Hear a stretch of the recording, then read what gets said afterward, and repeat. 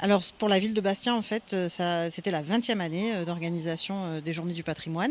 On a eu de très bons retours, les gens étaient très contents de la diversité des animations qui ont été proposées, autant des ateliers de pratique artistique que des visites. On a eu des visites qui ont explosé les compteurs, on avait des jauges à 40 personnes, on a vu 93 personnes sur une seule visite. On a eu beaucoup de monde aussi sur les ateliers photos. Je pense, on attend les statistiques, mais explosé les compteurs au niveau des visites du musée. Les visites guidées aussi se sont très bien passées.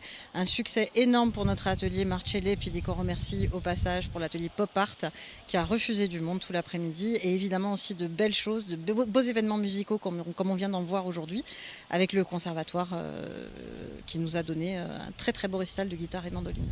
Parlez-nous plus en détail de ces visites qui se sont déroulées durant ces 2 jours. Alors, on avait 3 guides qui travaillaient pour des visites de la ville. Il y a eu une visite générale, donc qui a explosé tous les compteurs. Et sinon, on a eu aussi des visites thématiques, notamment sur le thème de la jeunesse, puisque c'était le thème cette année, jeunesse et patrimoine, le thème national. Donc, on a eu beaucoup de monde sur des visites thématiques qui étaient orientées sur cette thématique-là, dans différents quartiers de la ville. Les gens ont pu découvrir les établissements d'enseignement historique, ont pu découvrir certains couvents dans lesquels ils ne rentrent pas habituellement. Et on se rend compte en fait qu'on peut diversifier à loisir, avec la richesse de notre patrimoine, les thèmes de visite d'année en année.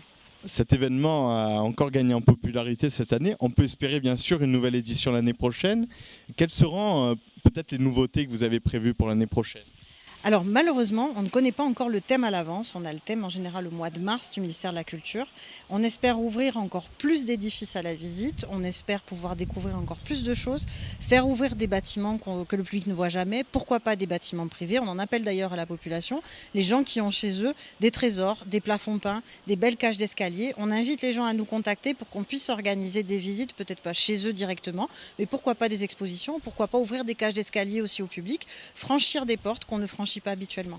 Comment feraient ces personnes pour vous contacter ?